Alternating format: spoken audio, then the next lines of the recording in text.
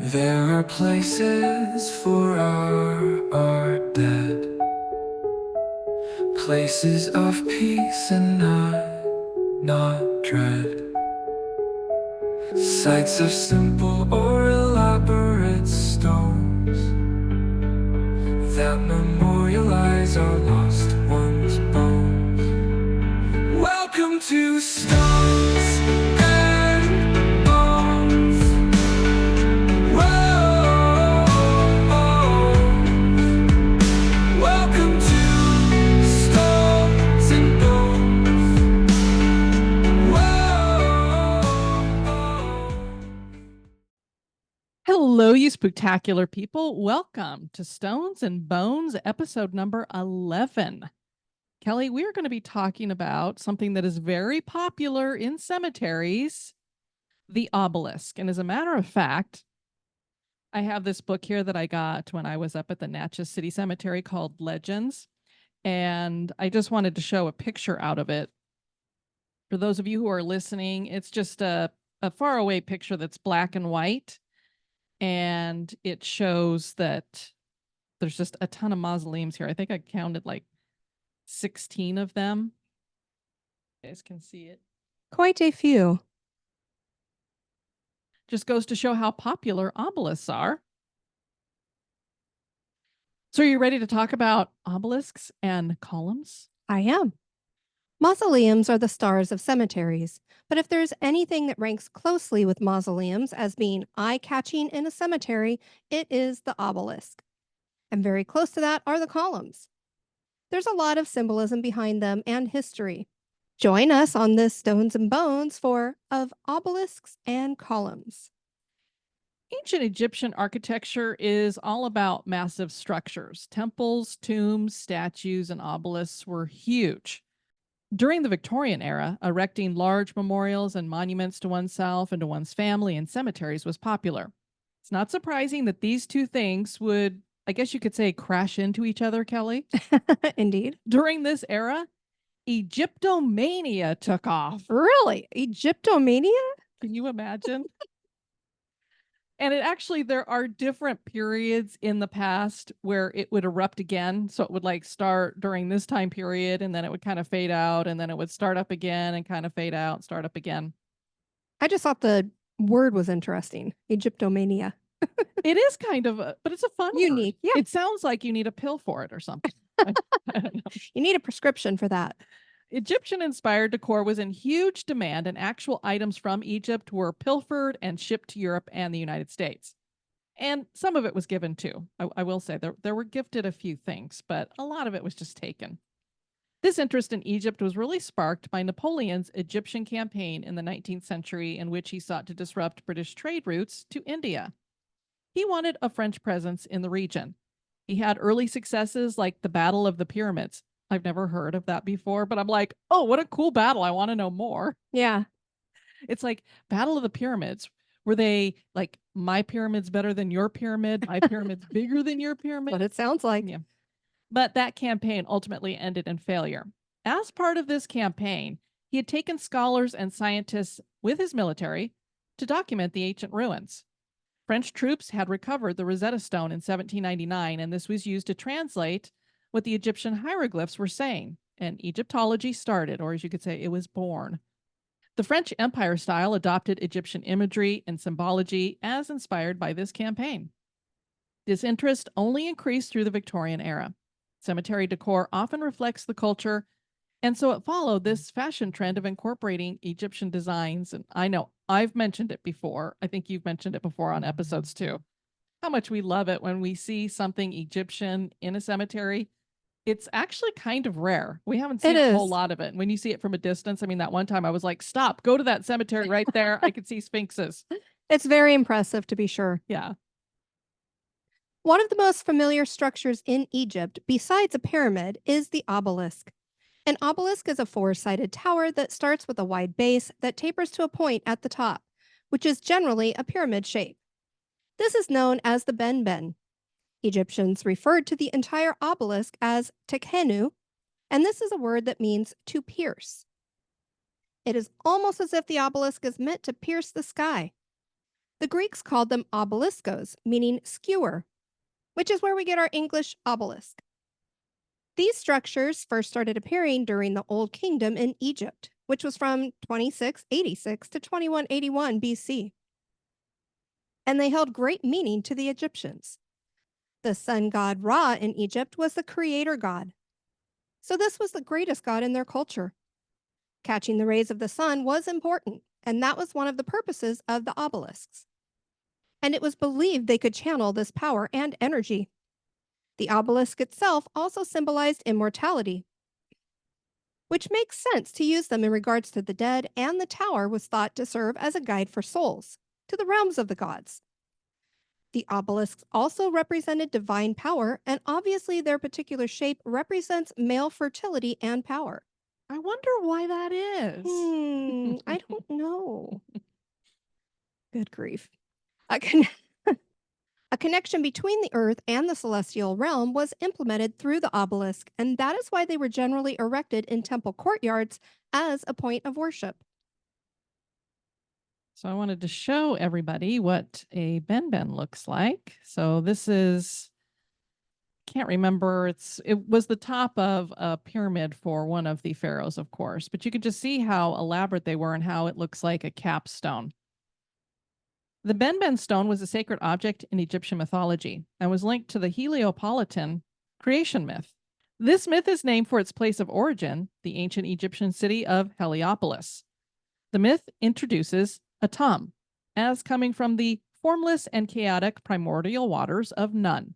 And he makes other gods from himself, and these gods represent natural elements. And I find it very interesting that his name is Atum. It's Atum, kind of like Adam. Mm-hmm. The first piece of land that Atum stands upon is the benben stone. This was in the shape of a mound that inspired the pyramid shape. The benben was kept in the house of the benben within the temple of Ra at Heliopolis. The reason this temple was chosen is because the first rays of sunlight fell on the benben. Capstones and tops of obelisks were all referred to as the benben. So anytime you see an obelisk and it has the point at the top, that point specifically is a benben. And on a lot of obelisks, you'll actually see it's kind of got a barrier around the top of it where it looks like it's almost cut around it. Interesting. But there actually was only one original benben, and that is now lost to history. We have no Oh. idea where it is, or I don't know. It's up to you guys to decide if it actually existed. Some benben stones are featured in museums like the one from the pyramid of Amenhotep. I think that's how you say it. Amenemhat. Amenemhat.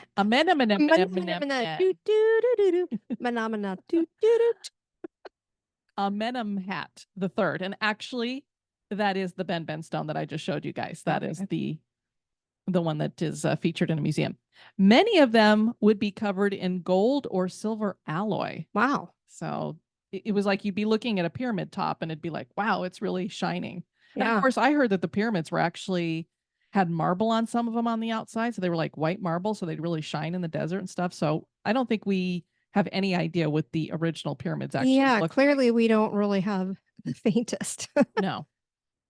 Beyond the symbolism, obelisks were amazing feats of engineering, whether it was the fact that they were generally carved from a single piece of stone or that they could stand very tall, up to 100 feet and beyond.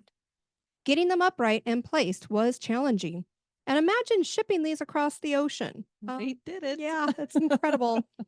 The first obelisk to be carried off from Egypt came in 30 BC. And this was by the Romans after they conquered Egypt. There are thought to be only 30 ancient obelisks that are still in existence, and very few of them are still in Egypt. The value and symbolism of the obelisks carried outside of Egypt to Europe and America. They were used to commemorate victories and coronations, and this naturally moved into memorials and monuments. In 1570, European architects added obelisks to the place of It's the palace. Palace. Palace. In 15, and it's the 8th. The Roman numerals always throw me. It makes me stop and go, Okay. I was B told there would be no math. 5, and then the little Stop it. ones. I have the same problem. I know. And I bet the listeners do too, don't you? In 1570, European architects added obelisks to the palace of Henry VIII. In 1702, British architect Nicholas Hawksmoor added an 82-foot obelisk to his design for Ripon's public square. This is today the oldest freestanding obelisk monument in the United Kingdom. I thought that was pretty cool. Yeah. So, of course, this carried over to the Roman Catholic Church, and they were used as guideposts to holy shrines, and they Christianized them by adding crosses to the top of them. So, generally, if you see a Christianized obelisk, it's got a cross on top of it. Sure. I just love the thinking. This is maybe an occult symbol, but we'll make it non-occult because we put a cross on it. Anyway, I have seen this one for myself. This is in St. Peter's Square at the Vatican. It's an 83-foot tall obelisk. And let me pull that picture up for you guys so that you can see what that looks like.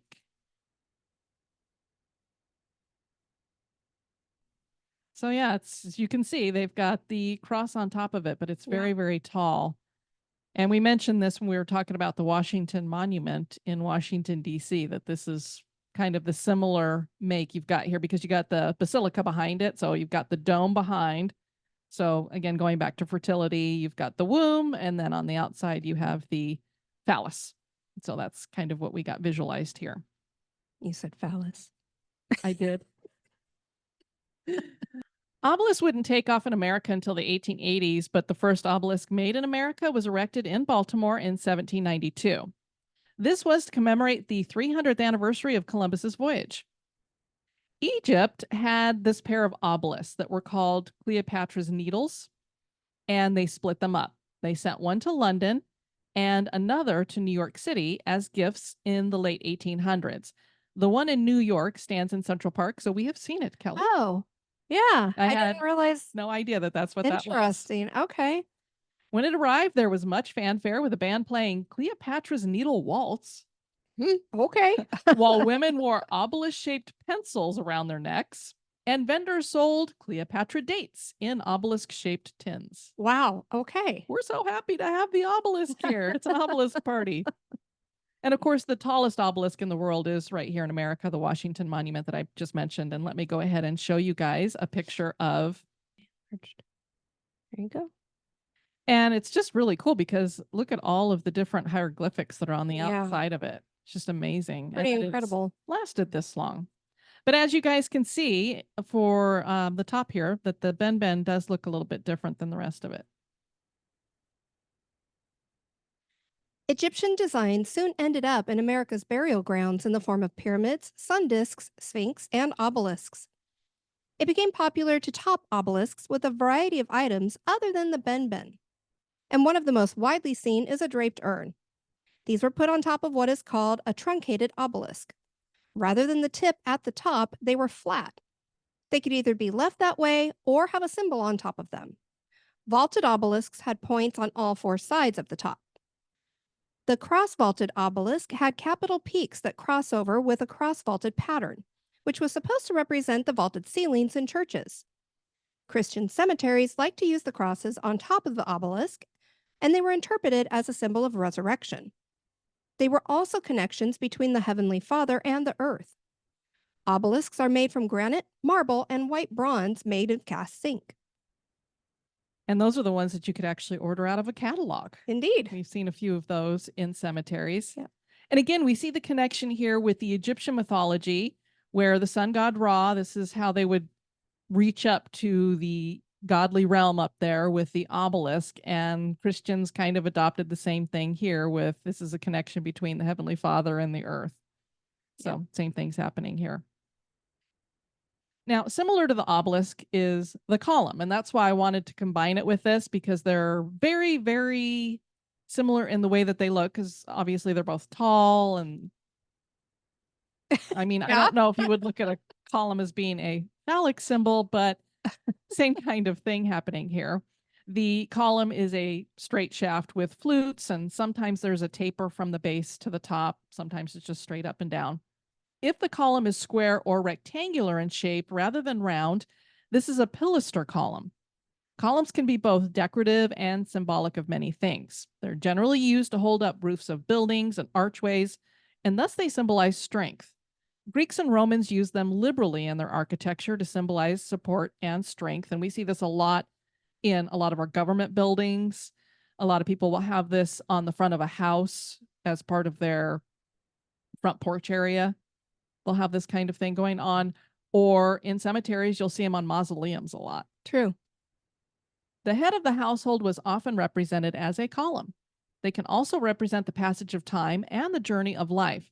And this is where there is the variety that comes in the construction of columns. It makes them very personal when you go into a cemetery. A column can measure somebody's lifespan. The shorter the column is, this might mean it was a shorter life. And if it's broken, it can mean a life that was really cut short or cut off. Masonic cemeteries may use broken columns to represent the three Masonic virtues of beauty, wisdom, and strength. Of course, the longer a column was, the longer the life.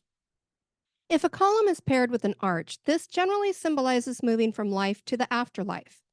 There are archways like this called gateway columns, and they were used when the husband and wife were buried side by side.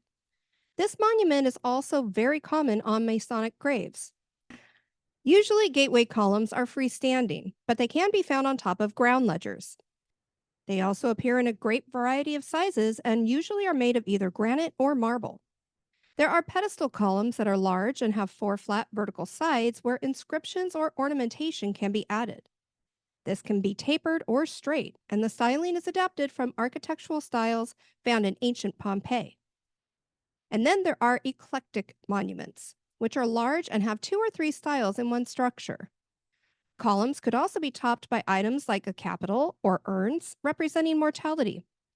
They can be wrapped around by carved ivy, which symbolizes immortality and regeneration.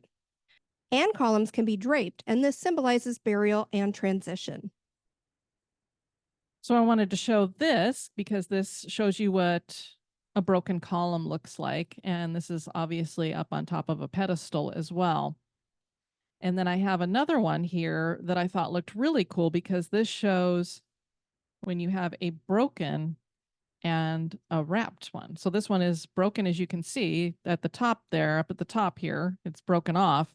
And then it's definitely been all the way wrapped around by some kind of draping here. So I thought that looked really cool. Yeah, that's very unique. And then right next to it here in the picture, you have a column that I don't know what's on top. I'm sure it's got an urn up there that we can't see in the picture. That's what it looks So like. you've got almost what you would call a capital here. And then on top of that is the urn.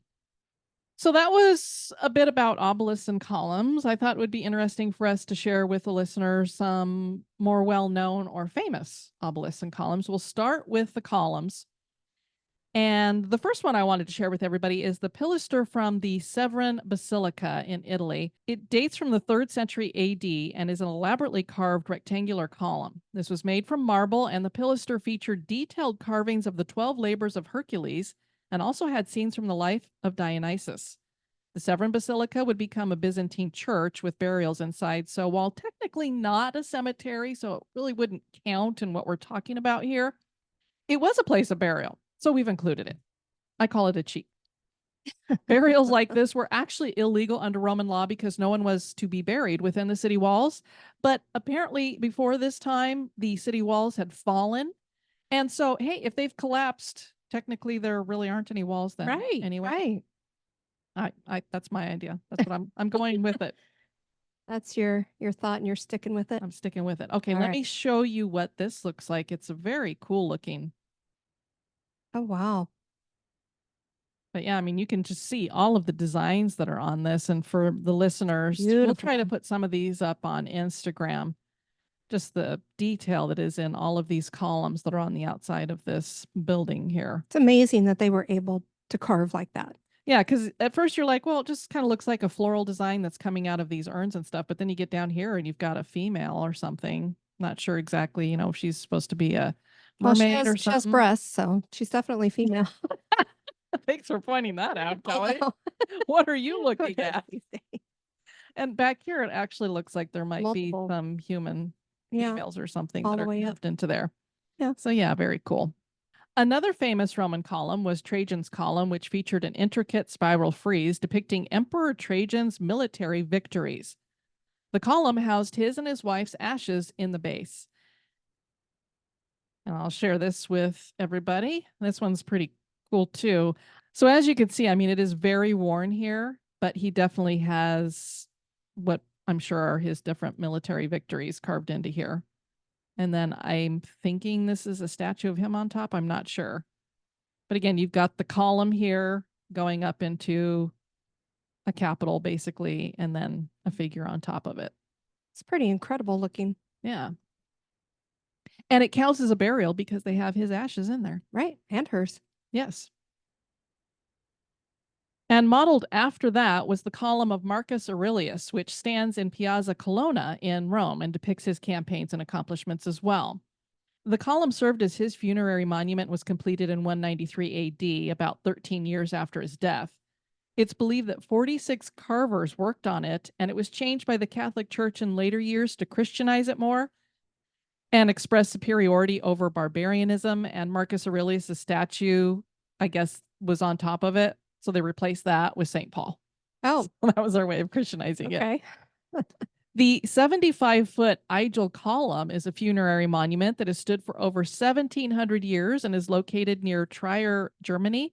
This was constructed from sandstone and is one of the best-known Roman burial structures in Germany and features mythological scenes and motifs. Columns are often a part of mausoleums, and that is the case with the Macmillan Memorial Mausoleum, which is also known as the Afterglow Vista. It features 6 massive columns, one of them broken intentionally, holding up a circular archway of sorts, making this an open-air rotunda. It was built in 1936 for limestone magnate John S. Macmillan and his family. He commissioned it to be built 6 years before he passed, and interestingly, it was completed the year he died. It's almost like, did he have a premonition and knew when he was going to Possibly, die? Or- yeah. I just thought it was weird that you would have it being constructed for 6 years and then he literally dies when it Right. is finished. This is in a wonderful location. There is a set of gates topped with the words Afterglow Vista and a trail that leads through a wooded area to the memorial. In the midst of the rotunda is a stone table surrounded by chairs. And I have a picture of that as well to share with everyone. That is beautiful. Yeah, it's just I love the picture that was taken here too. It's kind of shooting up through it. Yeah. And for the listeners who can't see it, you can see one of the broken off columns. It has like the top of it's there and the bottom of it, but a huge section of it is missing. And so I think that's really cool because this is not something that you would see anywhere else. If you saw this out in a cityscape as some kind of a decorative monument, you'd be like, oh, it's broken. What happened to the column? Right. But here it's specifically made that way.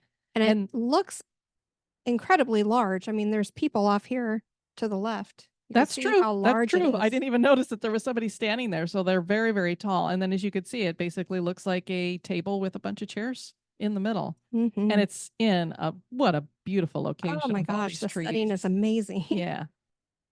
Many large and historic cemeteries are full of obelisks, as I showed you that picture from Natchez. I mean, just standing on the hill looking down, you just see obelisks for miles, it seems like. They almost seem to challenge the trees by making their own groves of marble and granite and concrete.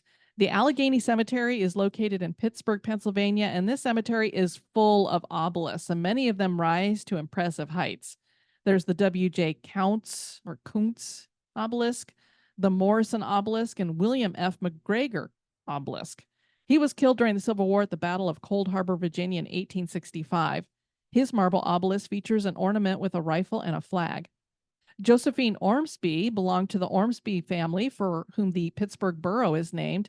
She died young, but she also has a very impressive obelisk. And a lot of the time you don't see them honoring women necessarily, so I thought that was kind of cool. Beethoven is buried at Zentralfriedhof Cemetery in Vienna, Austria. I'm sure I didn't say that the way that they would. Thank you for taking that paragraph. The composer was actually buried 3 times, Kelly. Poor guy. Oh, wow. And actually, his death sounded awful. They still don't know what killed him specifically. I mean, when I looked at his autopsy, he had like cirrhosis, his stomach was all swelled up, and they, I think, had like punched holes in it to try to Oh, relieve the God. pressure, Oh, which gave him infections. He had obviously gone deaf. He had all his arteries were all filled up. I mean, he was a very, very sick man. So I'm not surprised that he died at the age of 57. This was in March of 1827. According to one eyewitness, his death happened around 5 o'clock in the afternoon when a bout of lightning flashed across the sky, followed by a clap of thunder. He knew how to go out, huh? Well, listen, he opens his eyes, he raises his right arm to heaven, and immediately passed away, which kind of makes his death as dramatic as his music. Yeah, actually, it does. He was buried a couple days later in an outlying cemetery. He was exhumed in 1863 and put in a better metal coffin and then reburied. The cemetery that he was in was shut in 1873 and converted into a park in the mid-1920s, so his remains were moved to Vienna's main cemetery. And I'm glad that they moved him, because a lot of the time when they turn these places into parks, they're like, oh, just we'll move the tombstones, not the bodies. So they at least moved him. The obelisk he is under is a copy of the original and sits on a base of several steps. It looks to have been made from marble and is adorned with a lyre and what looks like a butterfly up at the top of it. And I'm going to go ahead and share a picture of that with you all.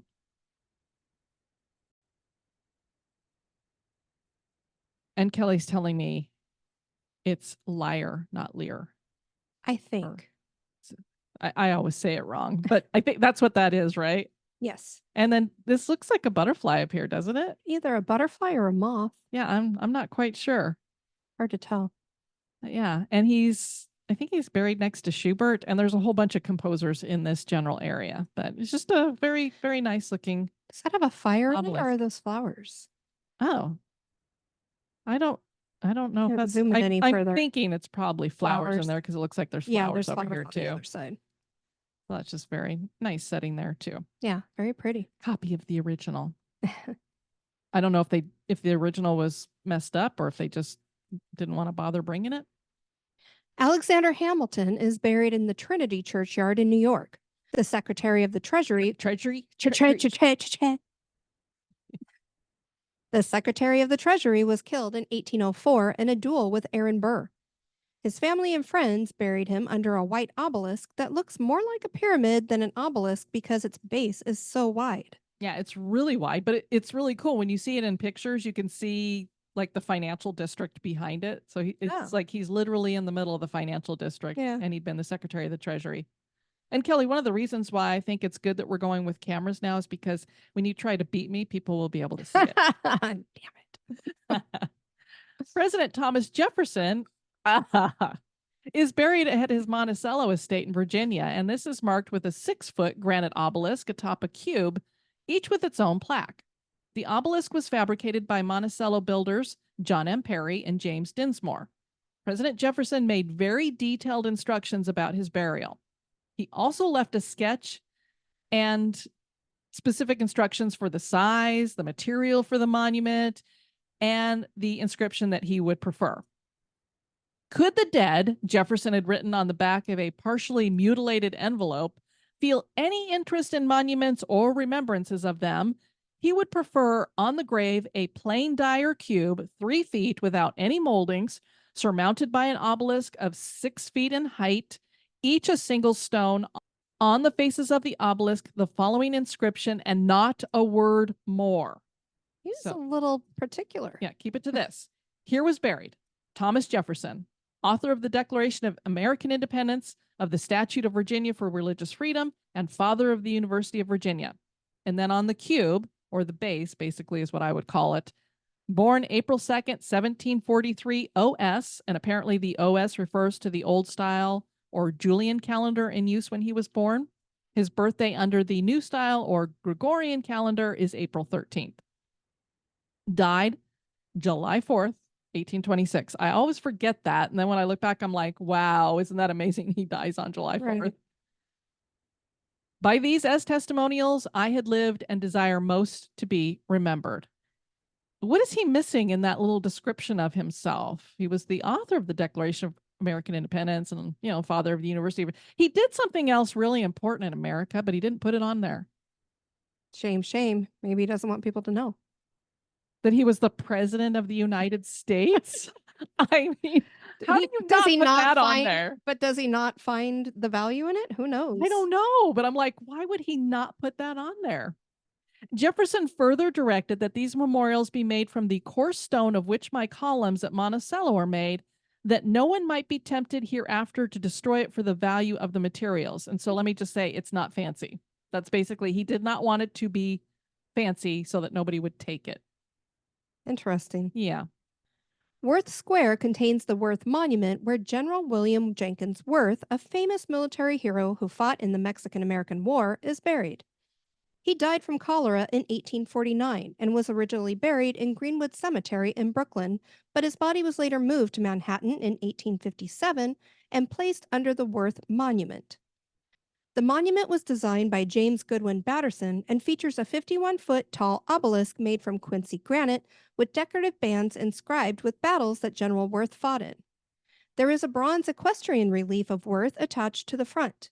The back has a bronze plaque.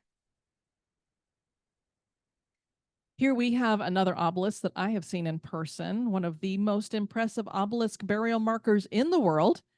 And this is the one that marks the final resting place of Abraham Lincoln. His family is also buried there. This is in Springfield, Illinois. It rises 117 feet. Wow. It's very, very tall. It's made from granite, and the obelisk sits atop a 1.5-story trapezoidal base that has a semicircular entryway. Sculptor Gutzon Borglum made a bust of Lincoln's head that is at the U.S. Capitol, and a bronze reproduction of this rests on a pedestal in front of the entranceway. Larkin Goldsmith Mead designed the memorial, and it was completed in 1874. The interior has a burial vault, and the president is actually buried in a concrete vault 10 feet below the surface of this room because criminals have tried to steal the remains in the past. They thought, oh, we Yeah. could take those and keep them hostage and get a ransom for them. Ugh. So thankfully, nobody has ever gotten him, but he has been moved many times. The family also, they've had to take them out and refurbish it because it has fallen into disrepair in the past. So there's a receiving tomb that's kind of down from it. And so they've been put in that receiving tomb every so often when they've had to refurbish this, but they're all in there now. In 1930, the interior was redecorated in an Art Deco style. It's very cool when you go in there. It feels almost like a labyrinth, and then it's got, this son's buried here, this son's buried here, here's Mary, and then of course the president's like way down there, so you can't get him. And I'll go ahead and share a picture of that here as well. So you can see it's very cool. Yeah. Very tall, impressive. very elaborate. Here in the front, you've got that bust that I was talking about, and then you've got all these other statues that are on here as well. Just very, very neat, very big. Now, while 117 feet is pretty impressive for an obelisk, Dr. Thomas W. Evans Obelisk Memorial rises above that, standing at 150 feet. Needed to outdo Lincoln. I guess. I'm actually trying to think. Yeah, he did die after that. So maybe he was, I don't know, trying to outdo him. This can be found at Woodland Cemetery in Philadelphia and is said to be the tallest in any American cemetery. Wow. So the listeners are probably thinking, wow, this doctor must have been a brain surgeon or something, right? Discover the cure for cancer even though we don't have it.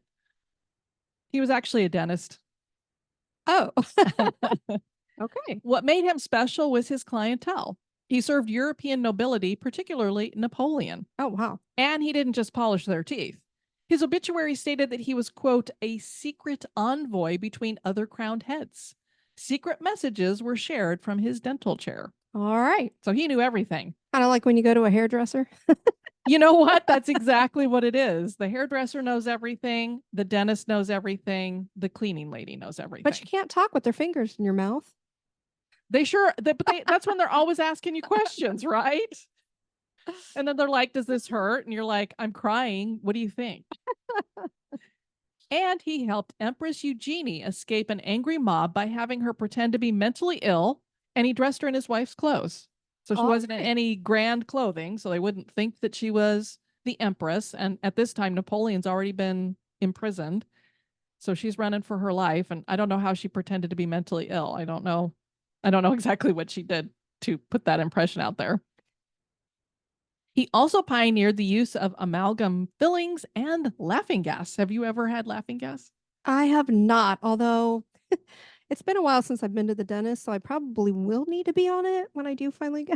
I've never been to a dentist that's even offered it, so I've never been on it. I don't know. I just always have to get the shot. I would prefer to laugh through the whole thing. Well, Novocaine doesn't really work on me either. The last time I had a It doesn't work filling for me taken either. care of, they had to give me like 6 or 7 shots Mhm. just around that one spot. Later, it was numb for a while, but it took it wouldn't take effect. So That's my problem too. I always ask them, how long is this going to take? Usually I don't take the shot because I hate the shot worse than the drilling that lasts for, like 5 minutes. But when I had my root canals, I'm like, shoot me up. Yeah. Get me some morphine, man. That's what they should be offering you. He died in 1897 worth $35 million, which is a ton of money, right, Kelly? But Uh-huh. remember, he died a long time ago. Right. So that's about $1 billion in Wow. today's money. He was a Well, dentist. Well, Where did that money come from? The Evans family is buried at the front of the tomb under an elaborate stone coffin, and the obelisk is situated on a plinth-like veranda. And I will go ahead and share a picture of that with you all.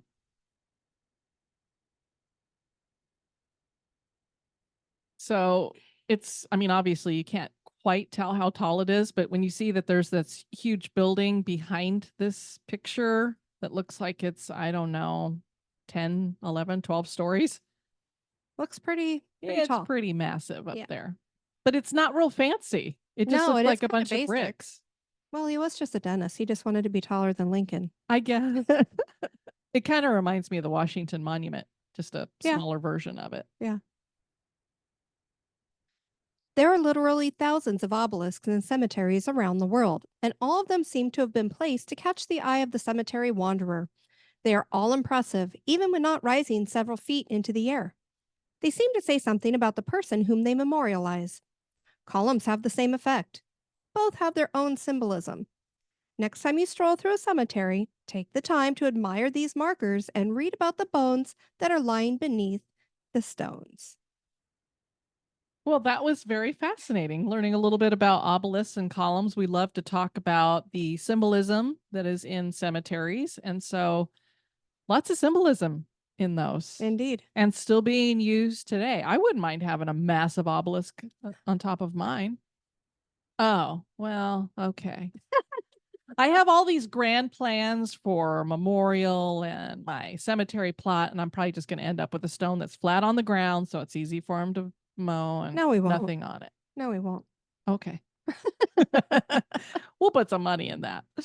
We want to thank you guys for joining us on this Stones and Bones. I have been your host, Diane. And this has been Kelly. You take care now. Bye-bye. Stones and bones.